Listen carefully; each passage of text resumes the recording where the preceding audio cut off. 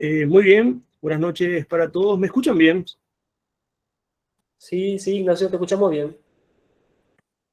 Eh, Bien, en primer lugar, quiero agradecer a Dios y a la Virgen Santísima en su educación de la Virgen de Cacupé por este congreso que sin duda es histórico para nuestra historia en Paraguay, para nuestra historia de la filosofía en Paraguay. Y ser parte de esto realmente me pone muy contento. Así que muchísimas gracias en la persona del presidente que tuvo la iniciativa de este congreso. Eh, bueno, yo quiero presentar algunas nociones eh, y no extenderme demasiado sobre el pensamiento de Karl Rahner. Y quiero hablar brevemente de Karl Rahner, que fue uno de los tres grandes teólogos del siglo XX. Karl Rahner fue un místico en el siglo XX, realmente un verdadero místico. Todos los que le conocieron, convivieron con él, decían de él que sin duda era un místico, igual que los padres de la iglesia, los primeros padres de la iglesia y los grandes exponentes de la alta escolástica. Karl Rahner era un pensador que no diferenciaba eh, lo académico de lo espiritual. Básicamente eran de esos teólogos, filósofos, que estudiaban rezando y rezaban estudiando. Eh, entonces, primeramente quiero presentar a Karl Rahner brevemente algunas nociones para adentrarme finalmente a lo que él llama espíritu en el mundo, que fue el título de su tesis doctoral en filosofía que había presentado en 1936 y que curiosamente fue rechazado en primera instancia, ¿verdad? Increíblemente rechazaron la tesis de un gran pensador, pensador universal, filósofo y teólogo como Karl Rahner. Fue rechazado en su tesis por un tal Martin Heidegger. Y voy a explicar enseguida por qué rechazaron. La cuestión de Karl Rahner eh, fue un perito o consultor del Concilio Vaticano II nombrado por su santidad el Papa Juan XXIII. Y fue curioso porque él fue nombrado en 1962 eh, para integrar el grupo de tres grandes teólogos, como lo fue, ¿verdad? El padre Henry de Lubac, cuyo libro ya estuvimos analizando, El drama del humanismo ateo, y el dominico Yves Conrad, otro gran teólogo. Ellos tres eran los peritos o consultores del Concilio Vaticano II, nombrados por Juan XXIII, y tienen en común algo muy particular y que no quiero dejar de mencionar porque me resulta muy interesante. Los tres teólogos, consultores y peritos eh, fueron no censurados, pero investigados eh, por el Santo Oficio. Y en el caso particular de Karl Rahner, fue porque supuestamente el cardenal Toviani le había acusado de que en un ensayo había negado la virginidad de María, cosa que después, posteriormente, quedó demostrado que no fue así. Y en medio de esa polémica, el Papa Juan XXIII nombra a Karl Rahner como consultor o perito, ¿verdad? Conociendo de su experiencia y su conocimiento, en una visión profética, si se quiere decir, ¿verdad? Nombra a Karl Rahner como consultor, ¿verdad? Bien, Karl Rahner ya gozaba de fama, ya gozaba, digamos, de consolidación intelectual en el mundo académico, y todos decían de él que era un hombre muy sencillo para ser alemán, era un hombre muy amable, afable, si se quiere, y realmente un hombre muy espiritual, porque fue un jesuita a quien le apasionaba la espiritualidad. De hecho, le apasionaba, digamos, los ejercicios espirituales de San Ignacio. Admiraba muchísimo a San Ignacio de Loyola, como buen jesuita. Entonces, él pertenece a una familia alemana, alemana-austriaca, de 7 miembros. Eran 7 hijos. Tuvo un hermano jesuita, Hugo Ranner, que le antecede, digamos, en el mundo vocacional, por decirlo así. Karl Rahner nace en 1904 y en 1922 ingresa, digamos, en la comunidad jesuítica o la Compañía de Jesús. En 1924 inicia sus estudios filosóficos.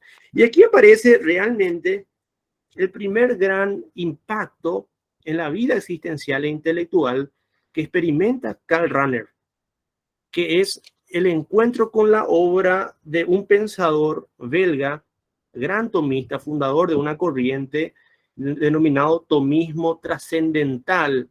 Y me refiero al belga Joseph Maréchal, quien por petición del Papa León XIII dicen que le pide revitalizar el pensamiento tomista.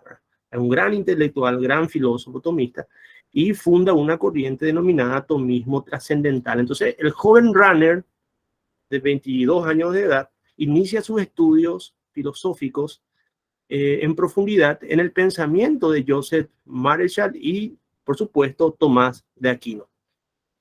En 1934, el joven Rahner se traslada en Friburgo a hacer el doctorado en teología, y ahí tiene el segundo gran impacto, digamos, por decirlo así, con un gran pensador, un gran filósofo, realmente un gran pensador, como lo es Martin Heidegger.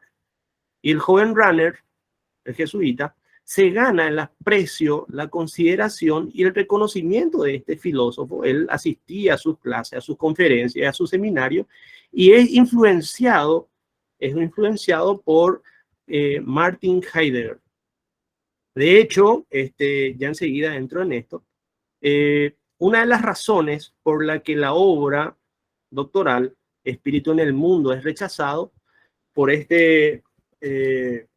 otro doctor de nombre Martin Honecker, fue justamente por razones políticas, porque tenía diferencia con Martin Heidegger y como está o vinculaba, digamos, de alguna manera, y de hecho sí estaban vinculados intelectualmente, rechaza la tesis doctoral de Rahner por considerarlo insuficientemente escolástica. Había como una especie de regla en el derecho canónico de que los religiosos tenían que hacer una tesis basados en pensadores religiosos. Él lo cumple así, hace sobre la escolástica y Tomás Aquino, pero termina rechazando la tesis, como bien mencioné. Entonces, básicamente, en cuanto a algunas ideas sobre Karl Rahner, vuelvo a esta cuestión, es nombrado, recibe la tesis doctoral, vuelve a la Universidad de Innsbruck, en Austria, donde estudió un gran amigo mío, el padre Guillermo Cabello. Siempre me decía que en la universidad la impronta de Rahner es extraordinario. Pasaron muchos años y hasta ahora Rahner es como una especie de ídolo, que cada universidad se jacta del ídolo que estudió en su universidad o que enseñó en su universidad, y ese es el caso de Rahner en la Universidad de Innsbruck, en Austria. Hasta 1939, cuando se da la invasión nazi y la adhesión de Austria al Tercer Reich de los nazis, hasta que se cierra, digamos, de alguna manera la Universidad de Innsbruck en aquel entonces. Rahner entonces continúa sus estudios filosóficos, teológicos, continúa creciendo, digamos, en su figura, hasta que, vuelvo a la cuestión, es llamado por el Papa Juan XXIII a ser consultor de un cardenal y finalmente perito del Concilio Vaticano II.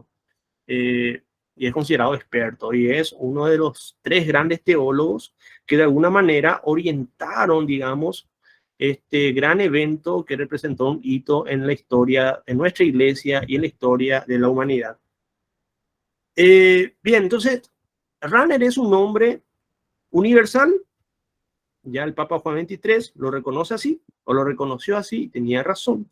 Es un nombre de su tiempo y para todos los tiempos. Y eso se ve reflejado en su pensamiento filosófico. Y ahora voy a introducirme brevemente a la cuestión del espíritu en el mundo y el hombre capaz de Dios, solamente para no quitarle mucho tiempo y en honor al tiempo. Karl Rahner analiza el término de espíritu en la obra Espíritu en el Mundo como un gran conocedor de la historia del pensamiento, rastrea el concepto de espíritu en el mundo griego, finalmente hace una especie de genealogía, va relatando la cuestión del espíritu, cómo va introduciéndose, y encuentra que el concepto de espíritu para designar al hombre se introduce con San Agustín de Hipona en el siglo IV. El espíritu para designar al hombre como conciencia. Y se ve fuertemente la impronta de Platón en San Agustín cuando afirma que el hombre es su conciencia o su alma, ¿no? Y eso va evolucionando, se va desarrollando y encuentra su plenitud, digamos, en el medioevo, en la escolástica especialmente, donde aparece en escena los grandes pensadores ya bajo el influjo o las ideas aristotélicas y complementan el concepto de hombre, como bien ya habíamos mencionado en el transcurso de o sea, mencionado de alguna manera en el transcurso de este congreso. Y eso vuelve a entrar en crisis en la figura de Renato Descartes, que es el padre de la modernidad, quien al plantear todo el pensamiento universal, reduce al hombre a la inmanencia. Poco a poco, el hombre fue quedando, de alguna manera, dentro de la conciencia, incapaz de salir de sí mismo.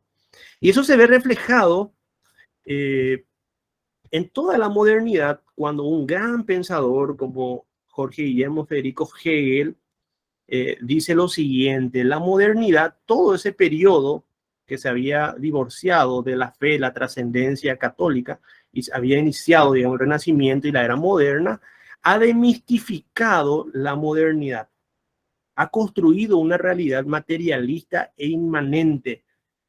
La modernidad le quitó lo místico, no solamente al hombre, a todo lo que compete el hombre, a la naturaleza, y eso es gravísimo. Eso es gravísimo porque la modernidad termina siendo estrictamente inmanente y material, ¿verdad? Entonces, Rahner, en su cercanía con Heidegger, advierte esta cuestión de que lo metafísico, lo místico, ha entrado en una grave crisis en el periodo moderno, en toda esta modernidad materialista e inmanente que reduce al hombre a su conciencia o a lo meramente material y nada más que lo material. Y aquí viene, digamos, de alguna manera la propuesta de Rahner, que ve en Heidegger un gran pensador que trata de salvaguardar la metafísica. De hecho, Heidegger, y no quiero entrar en este pensador, ¿verdad?, hace básicamente una historia de la metafísica, criticando toda la historia de la metafísica que se había hecho hasta su tiempo, ¿no?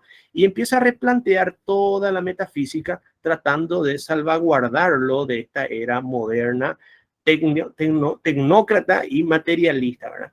Entonces Rahner ve en Heidegger un gran esfuerzo de salvaguardar lo metafísico, lo místico, lo mítico si se quiere. Entonces es para él un filósofo muy importante. Y Rahner entonces propone un método de una metodología de giro antropocéntrico para proponer en ese contexto, en ese trabajo, Espíritu en el Mundo, la cuestión de espíritu en el mundo. El hombre es un espíritu en el mundo, es cuerpo y espíritu. Es cuerpo en cuanto que es histórico y no es solamente un momento en el cosmos. El hombre no es solamente un momento en el cosmos. Es un espíritu capaz de trascender o destinado a trascender, si se quiere. ¿Por qué eso? ¿Y dónde tiene que centrarse la discusión en Karl Rahner? Porque Karl Rahner va a decir que la cuestión del hombre no es una cuestión más en la filosofía y en la teología, porque el impacto de Rahner es fuertemente en la filosofía y en la teología. Hay que replantear montones de cuestiones, va a decir Rahner. La cuestión del hombre no es una cuestión más, es la cuestión por excelencia, es la cuestión. Entonces va a decir Rahner, y aquí le viene la cuestión con la que entra en polémica, porque Rahner va a decir, muy influenciado por Heidegger, no se puede hacer antropología sin hacer teología. Y viceversa, no se puede hacer teología sin hacer antropología, porque cuando se hace antropología, directamente o indirectamente, ya estamos haciendo teología. Entonces, el hombre para Karl Rahner, y cierro con esto, no quisiera extenderme, después estoy abierto a las consultas, al diálogo. El hombre para Karl Rahner es espíritu en el mundo. Espíritu en el mundo. Está en el mundo en cuanto a materia, porque es un ser histórico, que hace historia, que se desarrolla, pero está destinado a la trascendencia. Está abierto a la trascendencia en un mundo en el que la tecnología y en el que la visión materialista, digamos, reduce al hombre a lo meramente material e inmanente. Entonces, Rahner, a partir de su propuesta, abre al mundo, al hombre, perdón, a la trascendencia y lo hace capaz de Dios, lo hace capaz de la trascendencia. Entonces, mis queridos amigos, es un poco algunas nociones, algunas ideas, por supuesto hay mucho más para hablar, pero en honor al tiempo, hasta aquí yo quisiera llegar, ¿verdad? Así que muchísimas gracias por la atención. Muy bien, gracias Ignacio por la presentación. Ahora pasamos con el profesor